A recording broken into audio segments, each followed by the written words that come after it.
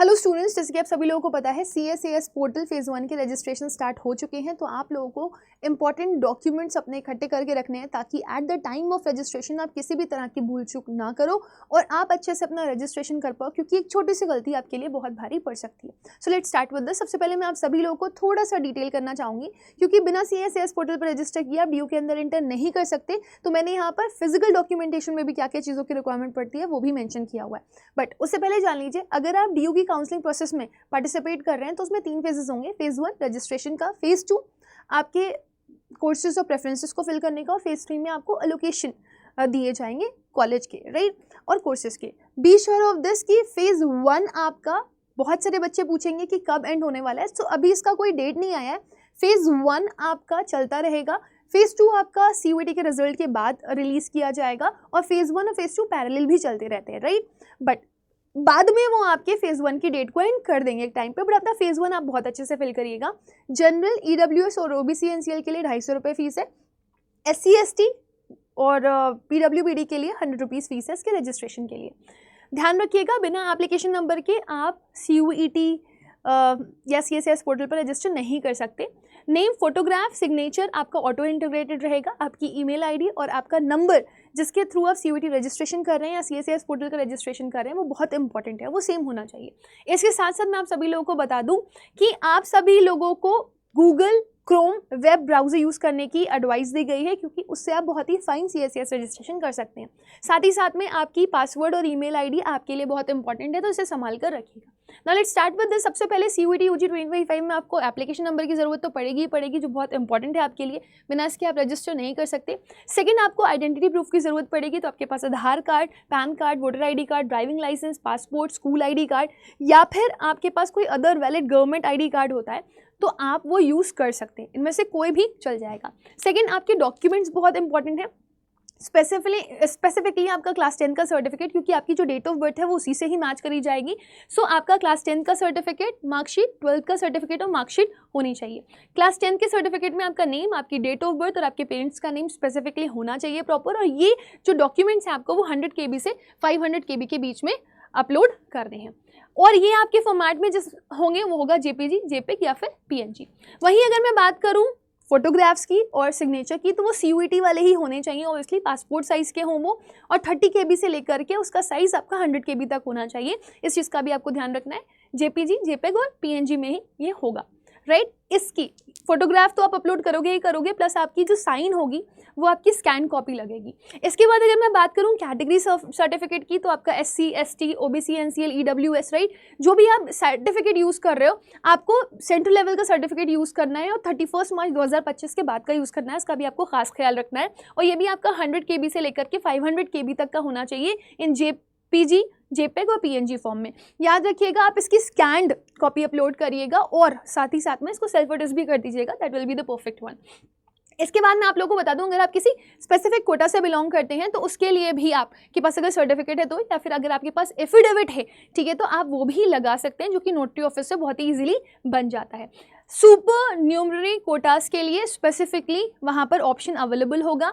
तो अगर आप किसी के लिए भी अप्लाई कर रहे हैं, चाहे आप सिंगल गर्ल चाइल्ड के लिए ही क्यों ना अप्लाई कर रहे हो, आपको या तो एफिडेविट या तो फिर आपके पास अगर कोई सर्टिफिकेट है तो आप लगा सकते हो। इसके बाद अगर मैं बात करूँ कोई अदर आपके पास कोटा है, जैसे कि CW हो गया, EC हो गया, या फिर कश्मीरी माइग्रेंट हो गया, तो वो भी आप अपलोड कर सकते हैं, लेकिन सर्टिफिकेट मैंडेटरी है, अदरवाइज ये काउंट नहीं किया जाएगा। बैंक डिटेल्स आपके पास प्रॉपर होनी चाहिए। आपके बैंक अकाउंट में आपका नेम क्या है, अकाउंट नंबर क्या है, IFS कोड क्या है, वो बहुत मैटर करता है। क्योंकि अगर मान लीजिए आप CSAS पोर्टल के थ्रू रजिस्ट्रेशन कर रहे हैं, काउंसलिंग प्रोसेस में पार्टिसिपेट कर रहे हैं, और आपको कॉलेज अलॉट हो जाता है, आपने फ़ी पेमेंट कर दिया है, और फ़ी पेमेंट के बाद आप चाहते हैं कि आप विड्रॉ करें, तो आपकी जो विड्रॉल फीस होगी वो कहाँ आएगी, वो इसी बैंक अकाउंट में आएगी, राइट। सो बैंक डिटेल्स बहुत अच्छे से फिल करिएगा, वो बहुत इंपॉर्टेंट है। इसके साथ साथ ध्यान रखिएगा कि जो आपको फॉर्मेट दिया गया है, राइट, वो आप बहुत अच्छे से यूज़ करिए, क्योंकि अगर आपने KBs अच्छे से यूज़ नहीं किए तो वो प्रॉब्लम करेंगे। तो यहाँ पर तो मैंने रैंडम डाला हुआ है, वहाँ पर स्पेसिफिकली मैंने डाला हुआ है कि कौन सा किस साइज़ में चाहिए, तो उसको ध्यान से यूज़ करिएगा। और साथ ही साथ में मैं आप लोगों को बता दूँ, फिजिकल वेरिफिकेशन के टाइम पर आपको CSAS फॉर्म और फ़ी रिसीप्ट की ज़रूरत पड़ेगी ही पड़ेगी। CUET UG एडमिट कार्ड की ज़रूरत पड़ेगी। ओरिजिनल फ़ोटो कॉपीज़ की ज़रूरत पड़ेगी। क्लास 10th और 12th की मार्कशीट सर्टिफिकेट होना चाहिए आपके पास, कैरेक्टर सर्टिफिकेट, माइग्रेशन और ट्रांसफर सर्टिफिकेट।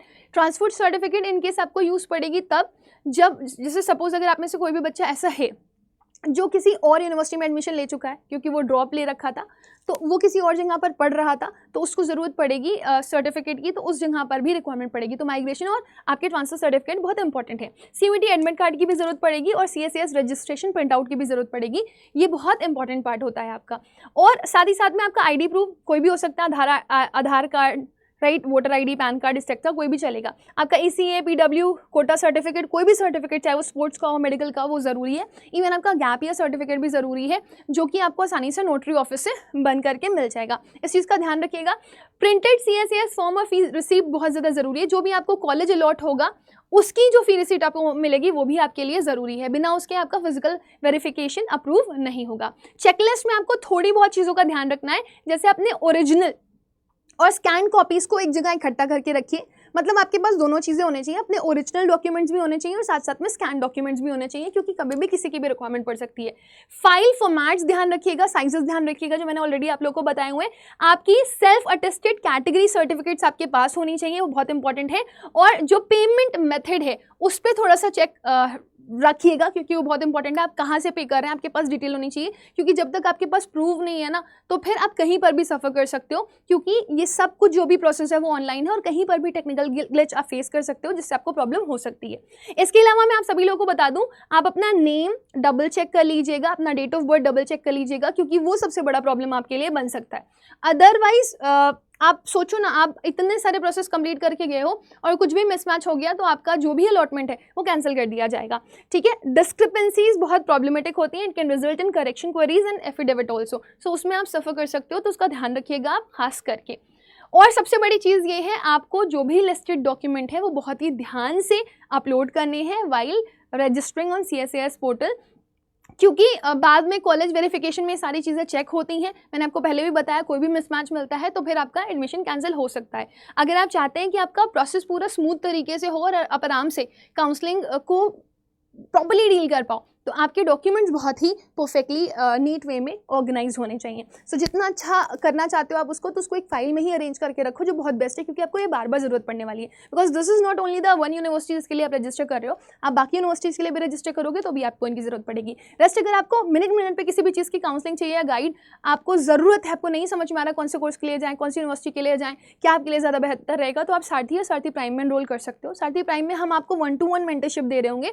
ये सिर्फ टॉप 50 स्टूडेंट्स के लिए है, बाकी कॉमन काउंसलिंग है जिसमें हम हर एक बच्चे को प्रॉपर काउंसलिंग दे रहे होंगे कि क्या चीज़ें उसके लिए सही है, क्या चीज़ें उसके लिए गलत है, कौन सा कोर्स के लिए बेटर रहेगा और कौन सा कोर्स के लिए बेटर नहीं रहेगा।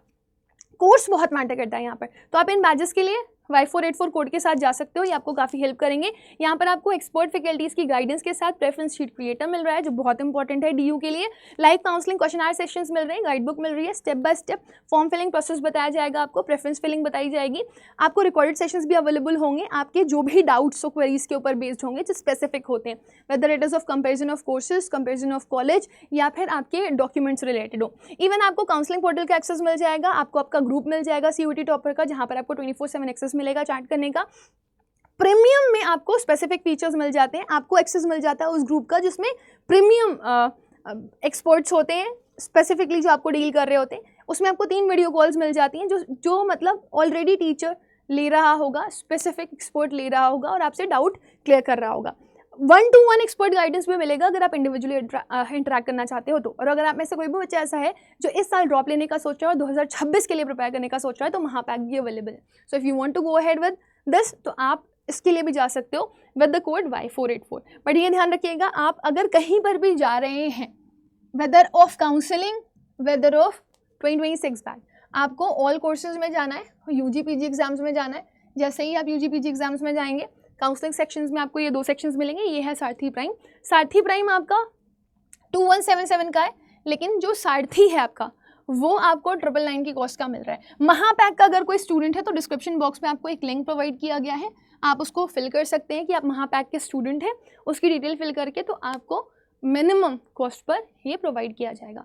सो ये है आपका प्राइम बैच जो आपको 2088 रुपीज़ का मिल रहा है, और आपको नॉर्मल सारथी बैच और भी कम का मिलेगा। सो अगर आपको कोई डाउट हो, कोई कन्फ्यूजन हो, तो वो आप आफ्टर द वीडियो मुझे कमेंट सेक्शन में लिख सकते हो। Thank you, bye bye, take care.